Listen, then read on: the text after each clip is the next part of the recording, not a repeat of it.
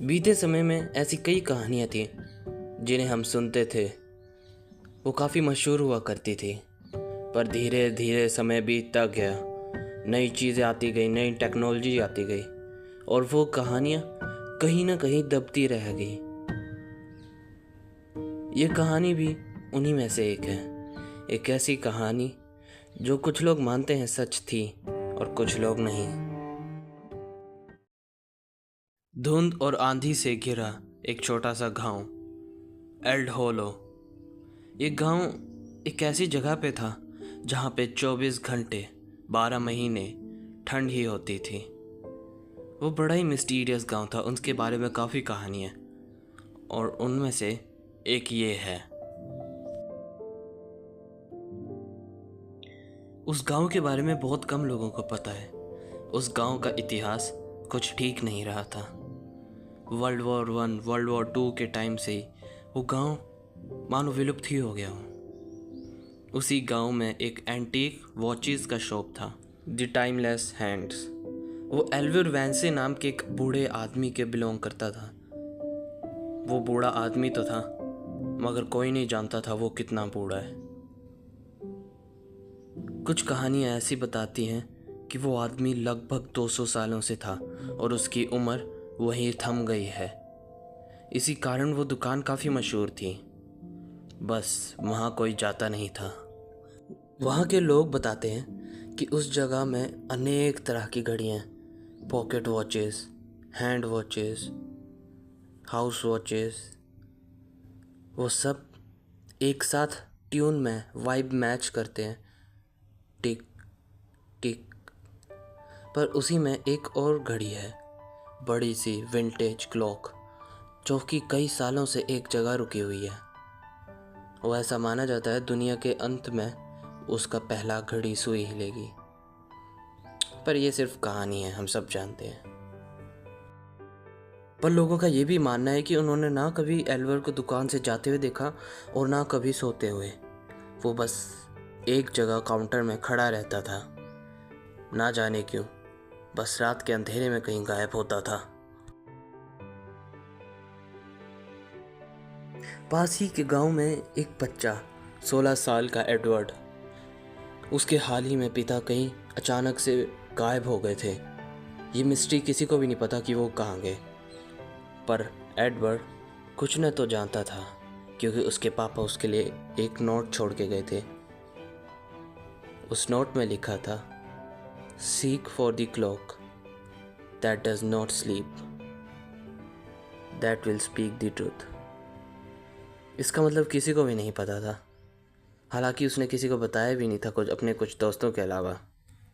मगर एडवर्ड कहीं ना कहीं जानता था ये नोट इसी दुकान से कहीं ना कहीं रिलेटेड है, इसलिए वो इस दुकान की पहेली को सुलझाना चाहता था। एक अंधेरी रात जब बहुत ज़्यादा तूफान चल रहा था, आसमान पूरा धूल मिट्टी से ढका हुआ था और सुनामी मिलने आने की वार्निंग मिली थी, मगर एडवर्ड खुद को रोक नहीं पाया और वो सीधा चला गया द एंडलेस टाइम में। उस दुकान में घुसते ही सबसे पहले तो उसे सिर्फ मिला तो सन्नाटा और अंधेरा। वो वहाँ पे पाता है कि सारी घड़ियाँ एक साथ ट्यून कर रही हैं, मगर वहाँ पे कोई खड़ा नहीं है। थोड़ा सा आगे चलने के बाद भले उसे अजीब लगा, मगर उसे वहाँ पे मिलता है एल्वर। एल्वर कुछ कोने में सफाई कर रहा था। उसको देख के एडवर्ड तो काफ़ी शौक हो गया था कि इस उम्र का आदमी अब तक जिंदा भी कैसे है। मगर एल्वर को कुछ फ़र्क नहीं पड़ा था, वो बस अपने काम में ही लगा था। उसे बिना देखे एल्वर कहता है, तो तुम आ ही गए, मुझे पता था तुम आओगे। ड्रॉर के नीचे देखो, तुम्हारे पापा ने तुम्हारे लिए कुछ छोड़ा है। हैं? आप उन्हें जानते हो? मगर वो तो गायब। ज़्यादा सवाल मत करो, चुपचाप वहाँ जाके देखो। एडवर्ड वहाँ जाके देखता है। उस ड्रॉर के अंदर एक घड़ी होती है, और वो आम घड़ी नहीं बल्कि एक घड़ी थी जो उसके पापा की थी। उसके पापा उसे कहा करते थे कि जब वो 18 साल का हो जाएगा उसे वो गिफ्ट में देंगे, और हर बार बताते थे कि ये कोई आम घड़ी नहीं है, ये बहुत ही कीमती घड़ी है। तुम्हें इस घड़ी को बस आज रात को अपने तकिए के नीचे रख के सोना है। अब जाओ यहाँ से।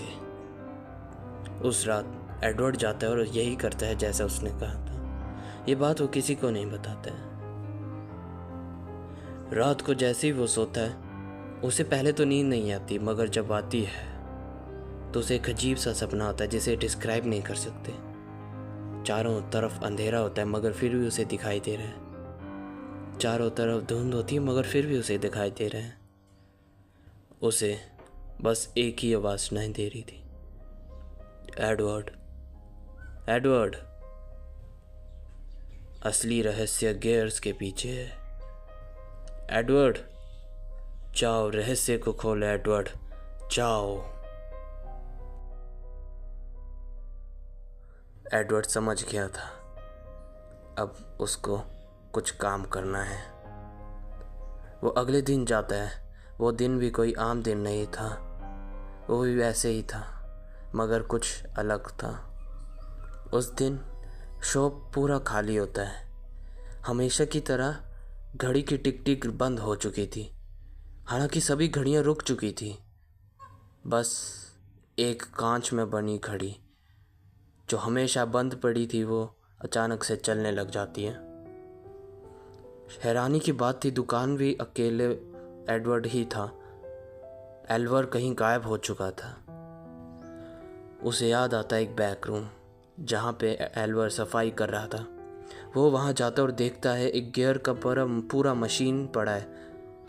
उस मशीन पे एक उसे नोट मिलता है। उसमें लिखा होता है कि तुम एक सही समय पे आए हैं। तुम जहाँ भी जाते हो समय तुम्हें लेके जाता है। कोई भी समय गलत या सही नहीं होता। जो भी चीज़ तुम्हारी सांस लेने तक सब कुछ समय ने ही तय किया होता है। तभी वहाँ पे उसे साइड में अपने डैड की लिखी हुई जर्नल मिलती है। उस जर्नल में उसके डैड हमेशा से कुछ ना कुछ लिखते रहते थे मगर वो किसी को बताते नहीं थे। अब वो पहली बार अपनी ज़िंदगी में उस जर्नल को पढ़ने वाला था। उस जर्नल में उसके डैड कहते हैं 17 मार्च 1848 एल्वर और मुझे एक घड़ी मिली। ये घड़ी कोई आम घड़ी नहीं है। ये घड़ी सच्चाई बताती है, रहस्य बताती है। वो रहस्य जो इंसान अक्सर गाड़ देते हैं ये सोच के कि किसी को पता नहीं चलेगा, मगर वो रहस्य समय ने देखा है।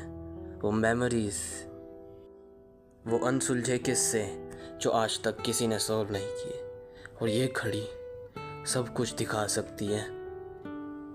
और अगले पेज पलटते ही थोड़े पेजेस के बाद उसे एक इंक में लिखा हुआ मिलता है। वो इंक थोड़ी हल्की हल्की लग रही थी, मानो आखिरी बार उसको यूज़ किया हो। उसमें लिखा होता है कि ये आपको सब कुछ देगी, समय की ताकत, मगर ये आप ही का समय छीन लेगी।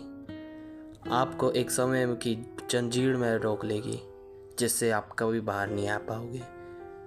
ये कुछ लोगों के लिए अच्छा होगा और कुछ लोगों के लिए बस यहीं पे एंड हो जाता है। ये पढ़ के तो एडवर्ड को कुछ समझ नहीं आता। उस समय उसका मन करता कि बस यहाँ से भाग जाए, पर तभी अचानक से गियर सारे के सारे चालू हो जाते हैं और तभी पीछे से एल्वर की आवाज़ आती है, हाँ, वेलकम बैक एडवर्ड। अब तुम मेरे और तुम्हारे पापा की तरह समय के यंत्र में कैद हो गए हो। अब तुम भी वो देखोगे जो हमने देखा है और समय के साथ तुम लोगों को दिखाओगे, पर तुम किसी को नहीं दिखोगे।